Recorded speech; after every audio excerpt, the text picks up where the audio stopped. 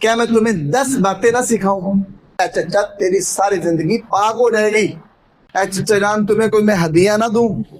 جو بندہ چھینکے اور الحمدللہ نہ کہے اس کو یرحمک اللہ نہیں کہنا. السلام علیکم ورحمۃ اللہ وبرکاتہ. ان الحمد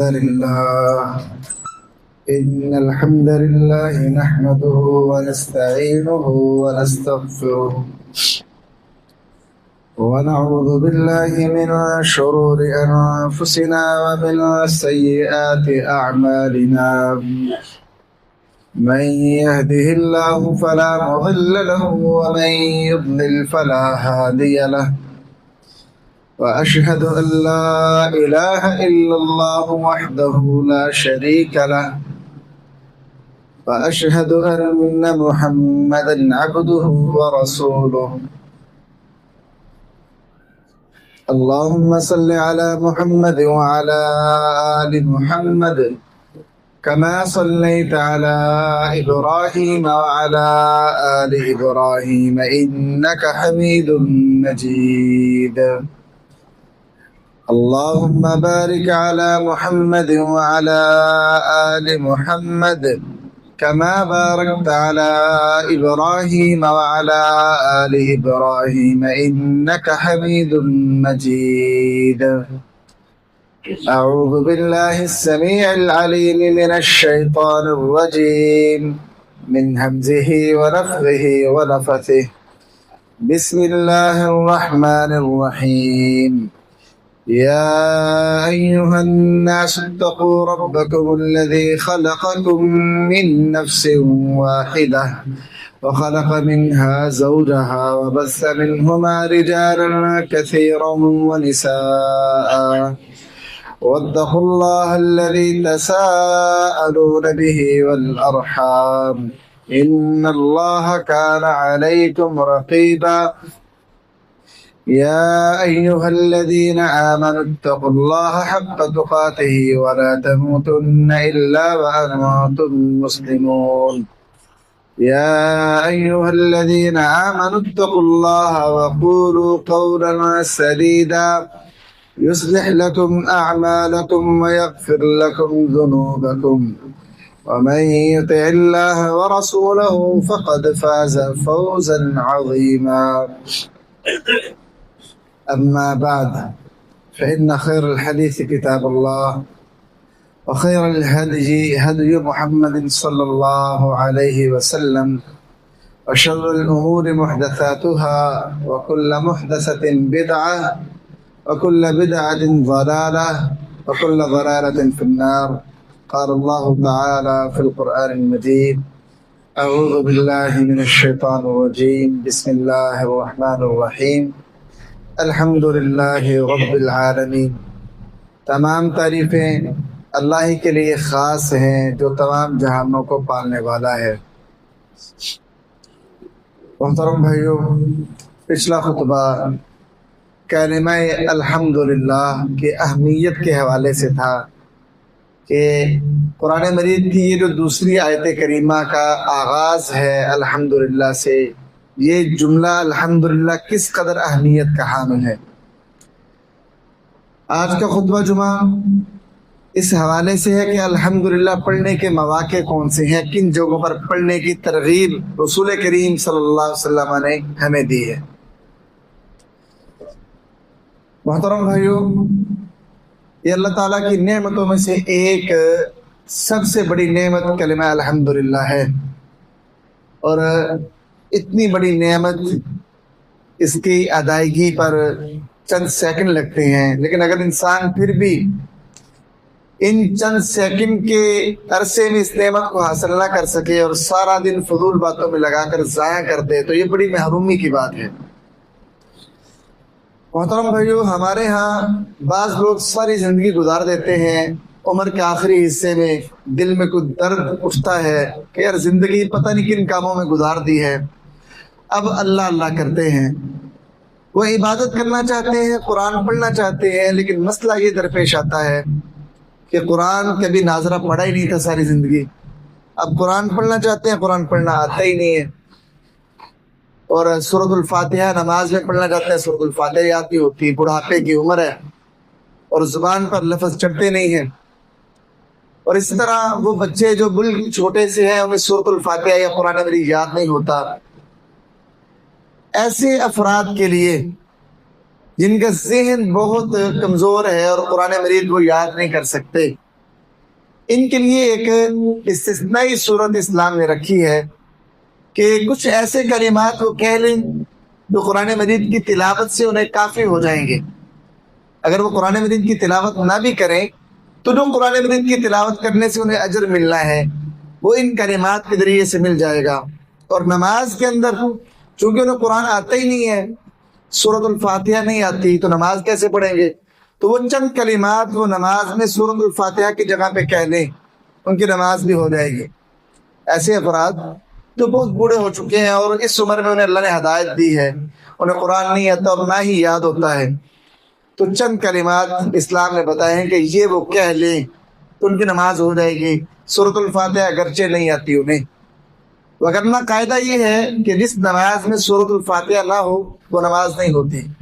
لیکن ایسے افراد جو معذور ہیں، حافظے کا مسئلہ ہے، یا چھوٹے ہیں، بچے ہیں، یا بہت بزرگ ہو گئے ہیں، ان کے لیے ایک استثنائی صورت ہے۔ نبی کریم صلی اللہ علیہ وسلم کے پاس ایک دیہاتی بندہ آیا، کہنے لگا یا رسول اللہ انی لا استطیع ان آخذ من القرآن شیئا، اللہ کے رسول مجھ میں اتنی طاقت نہیں ہے کہ میں قرآن یاد کر لوں، قرآن میں سے کچھ ہی یاد کر لوں، کوئی ایک سورت، کوئی دو سورت، اتنی طاقت ہی نہیں ہے، حافظہ ہی اتنا نہیں ہے، مجھے یاد ہوتا ہی نہیں ہے۔ فعلمنی شیئا یجزئنی من القرآن، تو مجھے کوئی ایسی چیز سکھا دیجئے جو قرآن کے بدلے مجھے کافی ہو جائے۔ فرمایا اے دیہاتی قل، کہہ سبحان اللہ والحمد للہ ولا الہ الا اللہ واللہ اکبر۔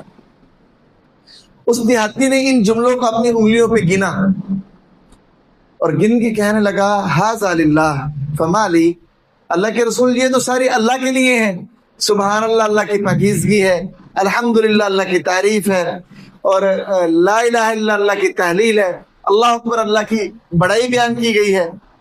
اللہ کے رسول یہ تو سارے اللہ کے لیے کلمے ہیں، میرے لیے کیا ہے؟ میں قرآن پڑھنا چاہتا تھا جس کے ذریعے سے مجھے ہدایت ملنی تھی، برکت کا حصول ہونا تھا، اور چیزیں بھی مجھے ملنی تھی، تو یہ کلمات آپ نے بتا دی ہیں، یہ تو اللہ کی تعریف و تحمید پر مشتمل ہے، تو مجھے میرے لیے بھی کچھ بتائیے۔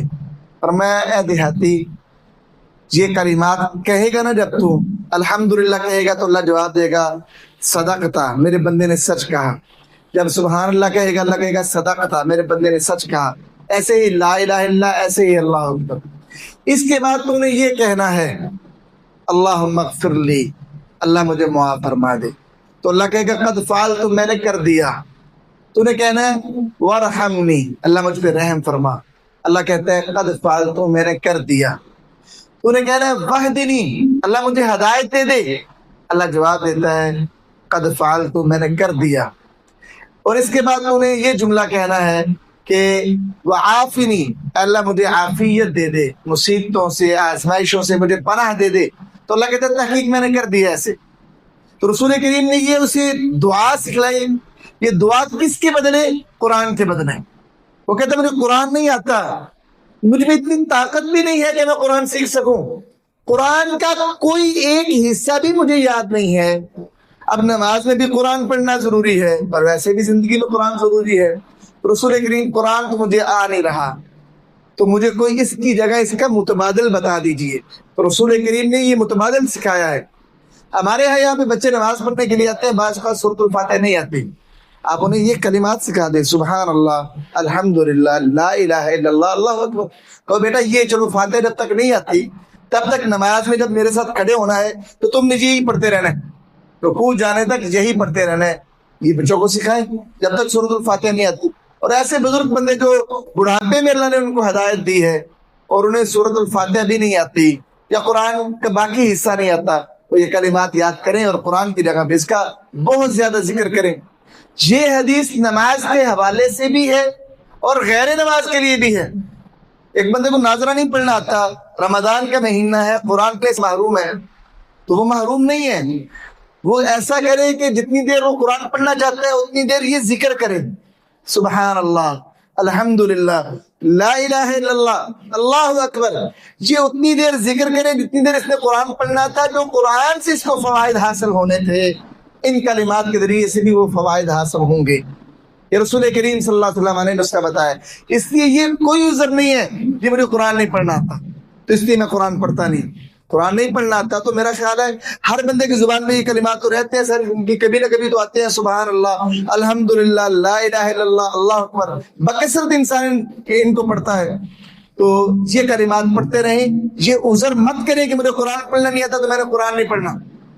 آپ جتنی دیر قرآن پڑھنے کا ارادہ رکھتے ہیں آپ اتنی دیر یہ ذکر کریں. اللہ تعالیٰ قرآن کے بدلے جو آپ کو اجر عطا کرنا تھا اللہ تعالیٰ نے ان کلمات کے ذریعے سے اللہ آپ کو عطا کر دے گا.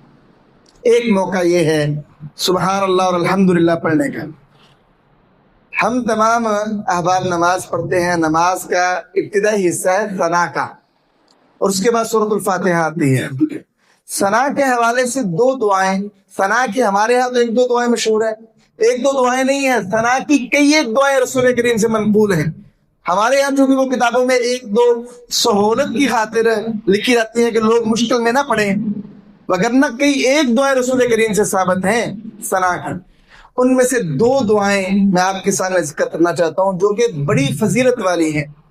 حضرت انس بن مالک رضی اللہ تعالیٰ عنہ کہتے ہیں کہ ہم نماز پڑھ رہے تھے، ایک بندہ آیا، سانس اس کا پھولا ہوا تھا. اس نے تکبیر تحریمہ اللہ اکبر کہا، اس کے بعد ثنا کے کلمات اس نے یہ کہے، الحمدللہ حمدا کثیرا طیبا مبارکا فیہ. تمام تعریفیں اللہ کے لیے ہیں، بہت زیادہ تعریف، ایسی تعریف جو بہت پاکیزہ اور بہت بابرکت ہے. یہ اس نے کلمات کہے. فلما قضا رسول اللہ صلی اللہ علیہ وسلم صلاته، رسول کریم نے جب اپنی نماز کو ختم کیا تو کہا من المتکلم بالکلمات فانهم لم يقل بأسا. یہ کلمات کس بندے نے کہے ہیں؟ الحمدللہ حمدا کثیرا طیبا مبارکا فیہ. اس نے کوئی غلط بات نہیں کی. کون ہے وہ بندہ؟ تو بندہ کہنے لگا انا یا رسول اللہ، اللہ کے رسول میں نے کہا ہے. میں نے کہنے نہیں چاہیے، لیکن میں جب آیا تو میرا سانس پھولا ہوا تھا تو میرے منہ سے یہ نکل گئے تو میں نے کہہ بیٹھا یہ. رسول کریم نے فرمایا لقد رأیت 12 ملکا، میں نے تحقیق 12 فرشتوں کو دیکھا ہے، یبتدرونها ایہم یرفعها، کہ وہ سب جلد بازی سے کام لے رہے تھے کہ کون ان کلمات کو لے کر اللہ کے دربار میں سب سے پہلے حاضر ہوتا ہے.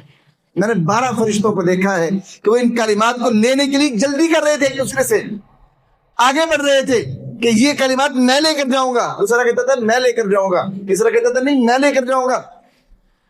وہ مسابقہ کر رہے تھے، مقابلہ کر رہے تھے کہ ہم نے ان کلمات کو اللہ کے پاس لے کے جانا.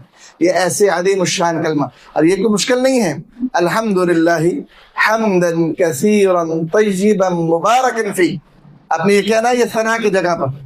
تو یہ ایسا عظیم الشان کلمہ ہے کہ رسول کریم نے میرے اپنی آنکھوں سے 12 فرشتوں کو دیکھا ہے، 12 فرشتوں کو جو ان کلمات کو لینے کے لیے آئے ہیں، تاکہ ان میں سے ہر ایک فرشتہ یہ چاہ رہا تھا کہ اللہ کے حضور میں ان کو پیش کروں. اتنی عظیم الشان جملے ہیں یہ.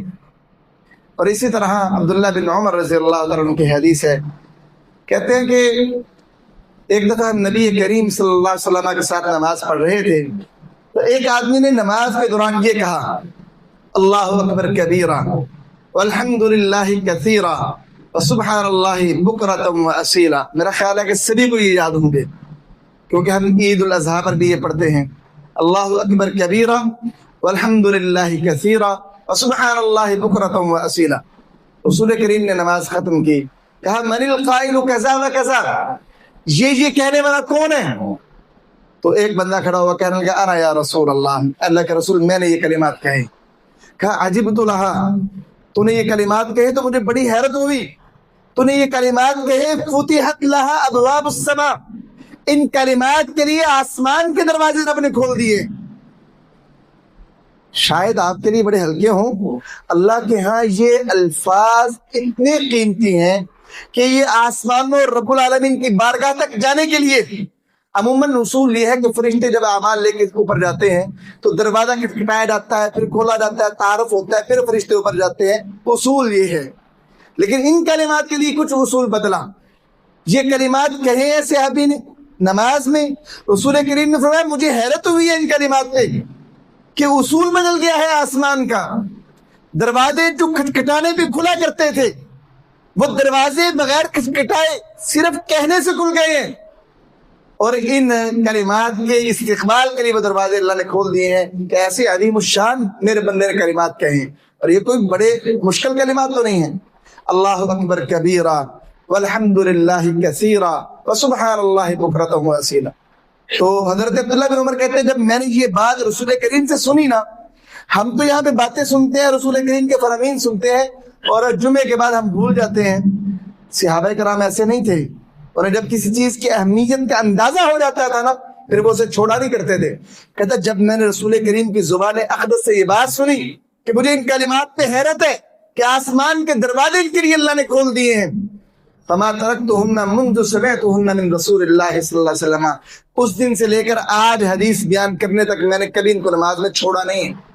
میری ہر نماز کے اندر یہ کلمات شامل رہے ہیں. تو یہ ایسے عظیم الشان کلمات ہیں, اور ان کے عظیم الشان ہونے کے لیے ان میں الحمدللہ اکیلا ہی کافی تھا. اسی طرح محترم بھائیوں, نمازوں میں ایک نماز جو کہ رمضان میں جس کا چرچا ہوتا ہے اور پورا سال عموماً چرچا نہیں ہوتا, اس کا ایک بہت بڑا جز کلمہ الحمدللہ ہے. بہت بڑا جز اس کا ایک کلمہ الحمدللہ ہے جس کو آپ نماز تسبیح سے جانتے ہیں. نماز تسبیح جمہور علماء کے نزدیک ثابت شدہ نماز ہے. امام البانی, امام حاکم, امام ترمذی رحمہ اللہ نے اسے صحیح کہا ہے. چند علماء نے اسے ضعیف بھی کہا ہے, لیکن علماء کی اکثریت اس کو مستحب قرار دیتی ہے اور علماء اسے کے پڑھنے کا کہتے ہیں. اب یہ جو نماز تسبیح ہے اگر کسی نے پڑھی ہے تو وہ جانتا ہے اس بات کو کہ اس کی ہر رکن میں قیام میں 15 دفعہ الحمدللہ آتا ہے, رکوع میں 10 مرتبہ الحمدللہ آتا ہے, رکوع کے بعد میں قیام میں 10 مرتبہ الحمدللہ ہے, سجدوں میں سجدوں سے اٹھنے سے لے کر پوری نماز میں ہر رکعت میں غالباً الحمدللہ 75 دفعہ آتا ہے ہر رکعت میں. اور اس نماز کی اہمیت اور فضیلت کیا ہے؟ سنن ابی داؤد اور ترمذی کے اندر یہ حدیث ہے.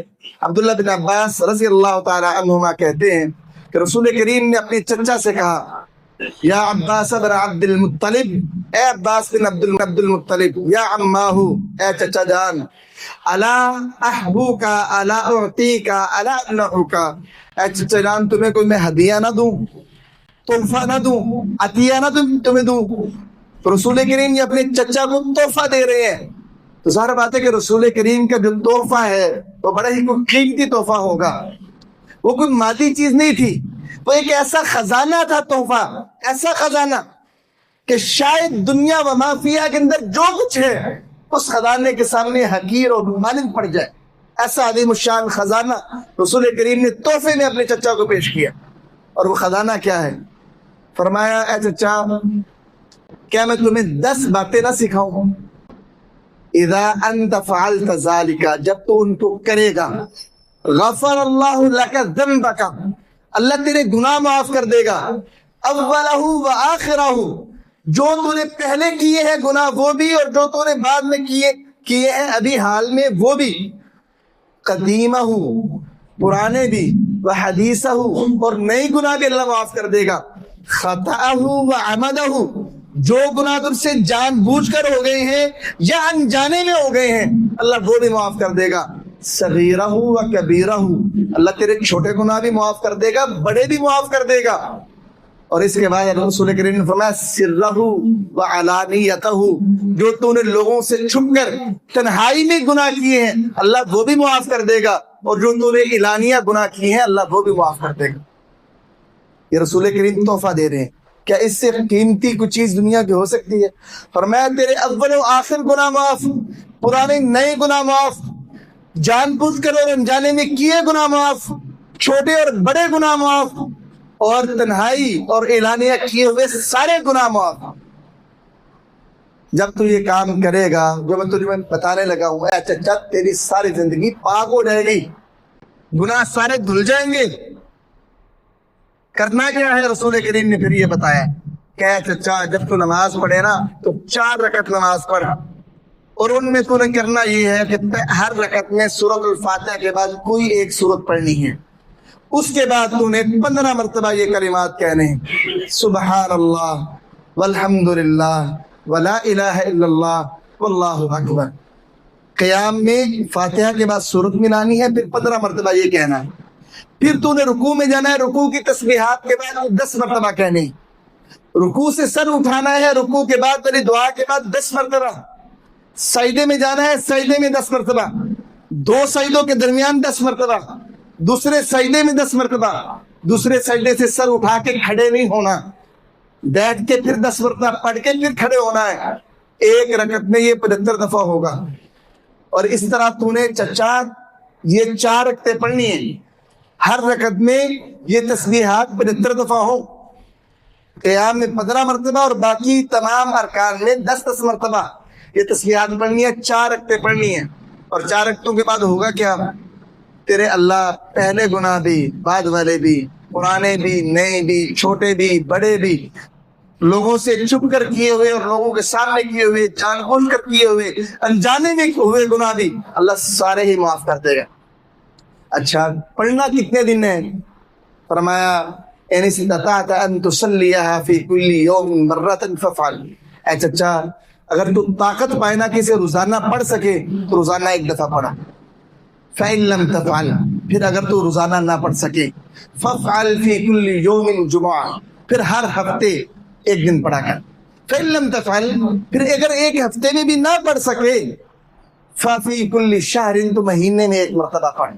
فإن لم تفعل، پھر اگر تو ایسا بھی نہ کر سکے کہ مہینے میں بھی نہ پڑھ سکے، ففی کل سنۃ، تو سال میں 1 مرتبہ پڑھ لے۔ فإن لم تفعل، پھر اگر تو یہ بھی نہ کر سکے، ففی عمرک مرۃ، تو اپنی ساری زندگی میں 1 دفعہ اسے لازمی پڑھنا۔ یہ رسول کریم اپنے چچا کو تحفہ دے رہے ہیں۔ کہا چچا میں تمہیں تحفہ نہ دوں، ہدیہ نہ دوں، عطیہ نہ دوں؟ کہا کیوں نہیں، دو اللہ کے رسول۔ کہا پھر یہ میرا تحفہ ہے، 4 رکعتیں تم پڑھ لو، اللہ تمہارے سارے گناہ وہ جس قسم کے کیوں نہیں ہیں، صغیرہ ہیں یا کبیرہ ہیں، اللہ سارے معاف کر دے گا۔ تو یہ کلمہ الحمدللہ اللہ کے ہاں، اللہ کے دربار میں یہ بڑی قوت والا، فضیلت والا یہ کلمہ ہے کہ دیکھو چند کلمات تو ہیں، سبحان اللہ، الحمدللہ، لا الہ الا اللہ، اللہ اکبر، اور ساری زندگی کے گناہوں کی معافی ہے۔ اور میرا خیال ہے کہ جس طرح کے ہمارے حالات ہیں، کوئی ہی گھنٹہ ایسا گزرتا ہوگا کہ جس میں ہم سے کوئی نہ کوئی گناہ سرزد نہ ہو۔ میں تو اپنے بارے میں یہ دعویٰ ہرگز نہیں کرتا کہ میرا یہ گھنٹہ گناہوں سے پاک ہے، آپ میں سے شاید کوئی یہ دعویٰ کر لے، لیکن جب ہماری صورتحال یہ ہے، ہمارا اٹھنا بیٹھنا گناہوں میں، ہماری بول چال گناہوں کی، ہمارا چلنا پھرنا گناہوں کے لیے، ہماری زندگی گناہوں میں لت پت ہے، ایسی صورت میں پھر ہم اتنی غفلت کا شکار کیسے ہو سکتے ہیں؟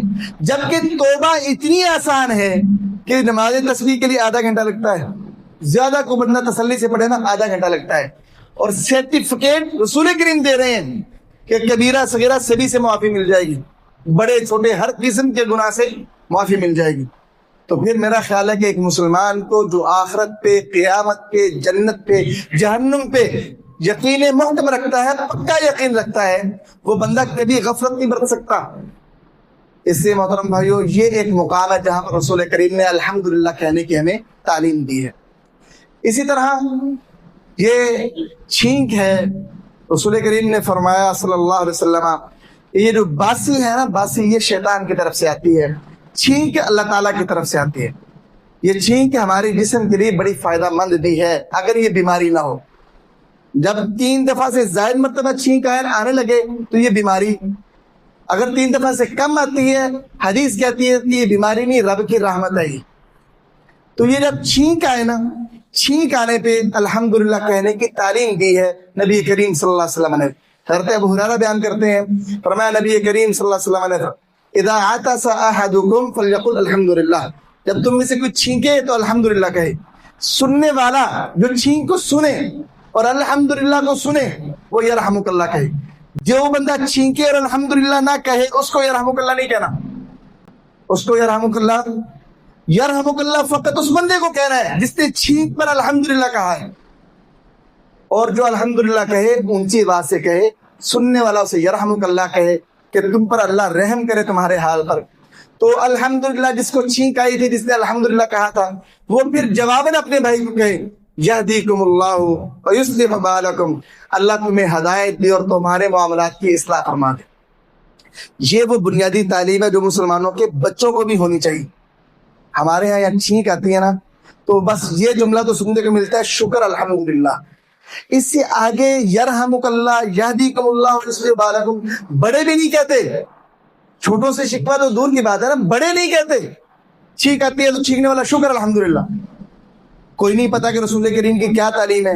سننے والے پر لازم ہے کہ وہ یرحمک اللہ کہے، جواباً چھینکنے والا یہدیکم اللہ ویصلح بالکم کہے. تو یہ اپنے بچوں کی تربیت میں یہ چیزیں شامل کریں، روزمرہ کی دعائیں انہیں سکھائیں. رسول کریم صلی اللہ علیہ وسلم نے یہ حکم دیا ہے کہ جب چھینکے تو الحمدللہ کہو، جواباً یرحمک اللہ کہا جائے، اور پھر یہدیکم اللہ ویصلح بالکم چھینکنے والا کہے.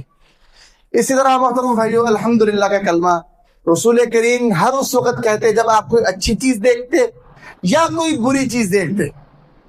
آپ جب کوئی اچھی اور پسندیدہ چیز دیکھتے تب بھی الحمدللہ کہتے، جب کوئی آپ ناپسندیدہ چیز دیکھتے تب بھی الحمدللہ کہتے. حدیث میں ہے کان اذا رأى ما يحب قال الحمد لله الذي بنعمته تتم الصالحات، کہ جب آپ کوئی پسندیدہ چیز دیکھتے تو یہ جملہ کہتے الحمد للہ الذی بنعمتہ تتم الصالحات، تمام تعریفیں اللہ کے لیے ہیں کہ جس کی نعمت سے نیکیاں مکمل ہوتی ہیں، نیکیاں کمال کو پہنچتی ہیں جس کی نعمت سے.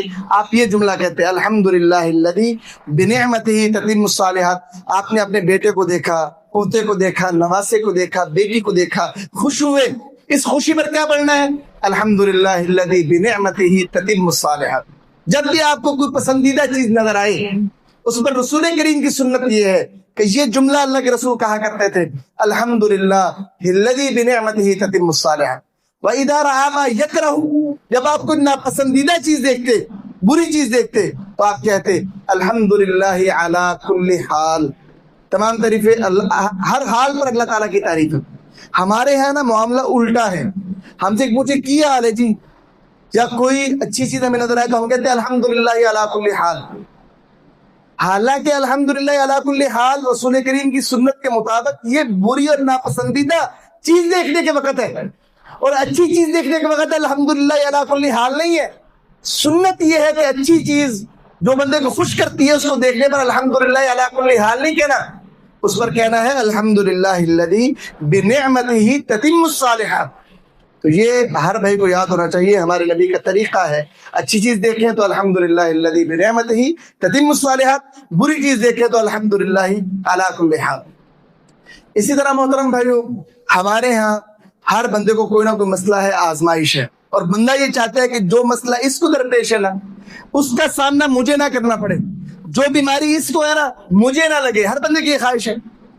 اب اس کو یہ آپ کی خواہش پوری ہو سکتی ہے، اور پوری کرنے کا طریقہ کیا ہے کہ رسول کریم نے فرمایا من رعا مبتلا، جو کسی آزمائش اور مصیبت میں گرفتار بندے کو دیکھے اور دیکھ کر یہ جملہ کہہ دے الحمدللہ الذی عافانی ممن ابتلاک بہ وفضلنی علی کثیر ممن خلق تفضیلا.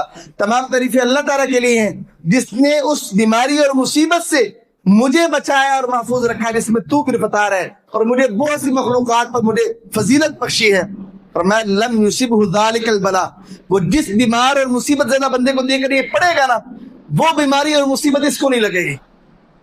یہ کہنے والے کون ہیں؟ رسول کریم صلی اللہ علیہ وسلم. یہ کہنے والے کون ہیں؟ میں نے ایک عالم کے بارے میں سنا، وہ کہتے ہیں اگر مجھے یہ جملہ آتا ہوتا نا میں کبھی بیمار نہ ہوتا. کہ اللہ کے رسول گارنٹی دے رہے ہیں کہ بیمار بندے کو کیا دے کر پڑھنا ہے الحمدللہ الذی عافانی مما ابتلاک بہ وفضلنی علی کثیر ممن خلق تفضیلا. یہ پڑھنے سے ہوگا کیا کہ جس کو دے کر پڑھ رہے ہو نا اس کو جو بیماری اور مصیبت ہے، آزمائش ہے، اللہ تمہیں اس سے محفوظ کر لے گا. یہ گارنٹی ہے رسول کریم صلی اللہ علیہ وسلم کی ہے. کسی کو شوگر ہے، کسی کو دل کا مسئلہ ہے، ہم جاتے ہیں نا لوگوں کی تیمارداری کرنے، کسی کا بائی پاس ہوا ہے، دل کی شریانیں بند ہیں، کسی کو ہارٹ اٹیک آیا ہے، ہم نے کبھی یہ جملہ کہا؟ ہم نے نہیں کہا کبھی. جبکہ رسول کریم ہمیں یہ تعلیم دے گئے ہیں کہ بیمار اور مصیبت زیادہ بندے کو دے کر اگر یہ پڑھ لو اللہ تمہیں اس بیماری اور مصیبت سے محفوظ کر دے گا. اور یہ گارنٹی کوئی عام بندہ نہیں دے رہا، کوئی ڈاکٹر نہیں دے رہا، یہ گارنٹی وہ ہستی دے رہی ہے جو اپنی خواہش سے نہیں بولتی, اپنی طرف سے وہ کوئی چیز نہیں کہتی, بلکہ وہ ڈائریکٹ اللہ تعالیٰ کی طرف سے موصول ہونے والے پیغام کے مطابق کہتی ہے. وہ ہستی کہتی ہے کہ یہ جملہ کہنے سے بندہ مصیبت سے محفوظ ہو رہتا ہے, اور وہ مصیبت بندے کو کبھی نہیں آتی. اسی طرح محترم بھائی, ہماری اولاد فوت ہو جائے, ہمارا رونا پیٹنا ہوتا ہے, ہم انا للہ بھی کہہ دیتے ہیں, لیکن اگر اولاد کی وفات پر انا للہ و انا الیہ راجعون کے ساتھ الحمدللہ کہہ لیا جائے, الحمدللہ, شاید آپ کو بڑا عجیب لگے کہ یہ موقع ہے الحمدللہ کہنے کا, لیکن تعلیم رسول کریم کی یہ ہے کہ اگر اس موقع پر انا للہ و انا الیہ راجعون کے ساتھ الحمدللہ کہہ لیا جائے, اللہ جنت میں ایک گھر بناتا ہے بندے کے لیے جس کا نام بیت الحمد ہوتا ہے, تعریف والا گھر, کہ بندے نے اس غم کی گھڑی میں بھی رب کی تعریف کو نہیں بلایا. بندے پر بڑا غم آن پڑا ہے, لیکن اس غم میں بھی رب کی نعمتوں پر اس کا شکریہ ادا کرنے کو نہیں بھولا. رسول کریم صلی اللہ علیہ وسلم نے فرمایا, جب بندے کا بیٹا فوت ہوتا ہے نا, تو اللہ تعالیٰ فرشتوں سے کہتے ہیں, تبستم ولد عبدی, میرے بندے کے بیٹے کو فوت کر لیا تم نے, تبستم ثمرۃ فؤادی, میرے بندے کے دل کا پھل تم نے لے لیا اس سے. تو فرشتے کہتے ہیں ہاں اللہ لے لیا. اچھا ماذا قال عبدی, میرے بندے نے کیا کہا اس وقت جب تم نے میرے بندے کا دل کا پھل, دل کا گوشہ تم نے اس سے لیا, میرے بندے کے بیٹے کو فوت کیا, تو میرے بندے نے کیا کہا؟ فرشتے کہتے ہیں تیرے بندے نے کہا حمیدک واسترجا, اس نے الحمدللہ کہا اور انا للہ و انا الیہ راجعون پڑھا. اللہ کہتے ہیں ابنوا لعبدی بیتا فی الجنہ, میرے بندے کے لیے گھر جنت میں ایک گھر بنا دو, وسموہ بیت الحمد, اس کا نام گھر کا رکھ دو بیت الحمد. چونکہ یہ صبر کا بہت اعلیٰ مقام ہے کہ بندہ اس غم کی گھڑی میں بھی اللہ کا شکر ادا کرنے کو نہیں بھولا. تو اس پر اللہ تعالیٰ انعام کیا دیتے ہیں کہ جنت میں ایک بیت الحمد بنا دیتی. تو یہ غم کی گھڑی پر بھی الحمدللہ کہنا اس کی بڑی فضیلت ہے.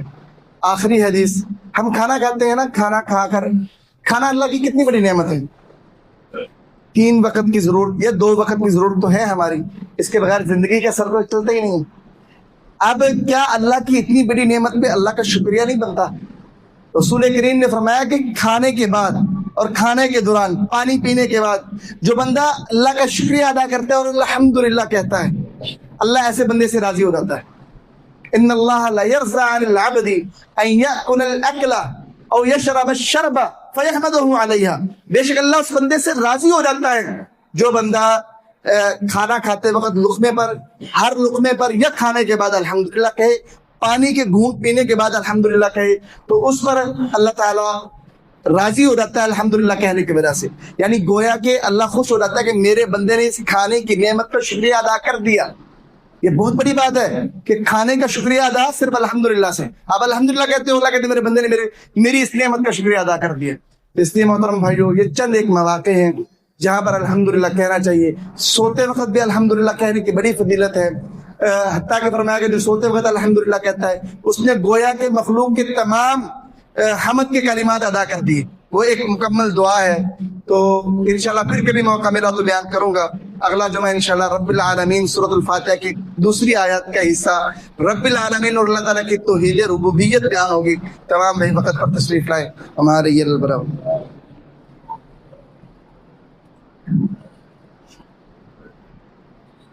إن الحمد لله نحمده ونستعينه ونستغفره ونعوذ بالله من شرور أنفسنا ومن سيئات أعمالنا من يهده الله فلا مضل له ومن يضلل فلا هادي له وأشهد أن لا إله إلا الله وحده لا شريك له وأشهد أن محمدا عبده ورسوله صلی اللہ علیہ وسلم.